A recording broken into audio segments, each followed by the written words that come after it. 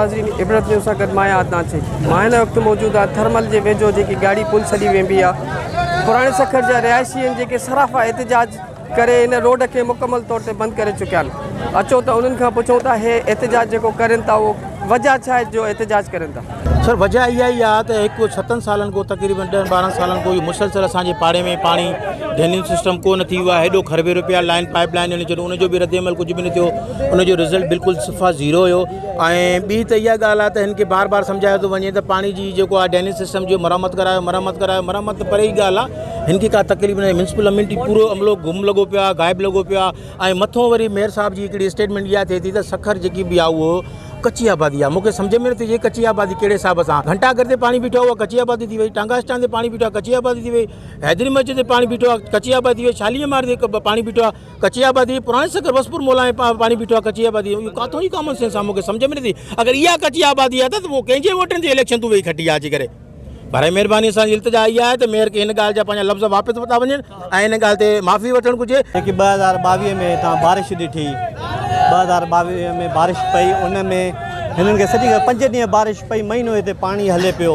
पोइ सभिनी ॾिठो इलाही पाणी हुयो। असां उन्हनि खां पोइ बि 2 महीननि खां पोइ बारिश जीअं ख़तमु थी 2 महीननि खां पोइ असां इहो एहतिजाज कयोसीं बाबा हिते ड्रेनेज ते हिननि मशीन आणो। ऐं प्राइवेट अलाए किथां जा माण्हू अची करे हिते सर्वे था करनि। इहो न आहे त हिते पाड़े जा मकीम जेके रहनि था उहे 4-5 माण्हू उतां मुश्तमिल कया वञनि ऐं हुननि खे सॼी ख़बर आहे त बाबा हे कीअं आहे रस्तो हेॾो पाणी निकाली थिए।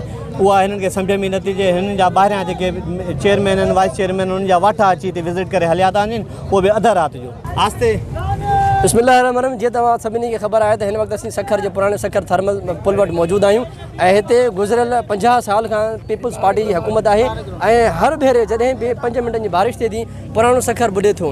हींअर तव्हांखे ख़बर आहे त सखर जे अंदरि मेयर बि पीपल्स पार्टी जो, MLA बि पीपल्स पार्टी, MPA बि पीपल्स पार्टी, उनखे अलावा जेके बि वज़ारतूं आहिनि पीपल्स पार्टी जहिड़ा आहिनि। लेकिन हिन वक़्तु 50 साल खां असां वटि साॻी सूरत हाल आहे। हिन वक़्तु कॾहिं बि को बि अमली प्लानिंग प्री प्लानिंग काई बि न कई वई आहे।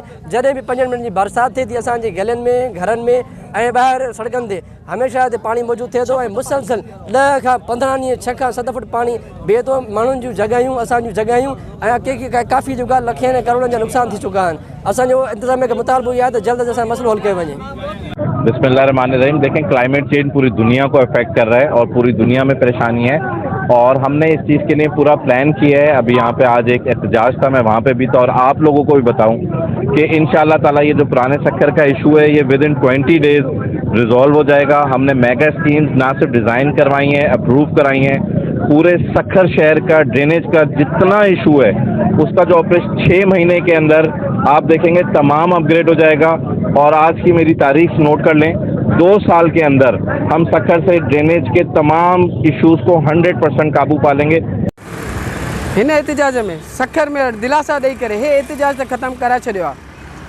पोइ बि इलाइक़ा मकीन जो चवणु आहे त असांजा मुतालबात पूरा न थिया त असां इन खां वधीक एहतिजाज कंदासीं। कैमरा टीम सां गॾु अदनान शेख, इबरत न्यूज़ सखर।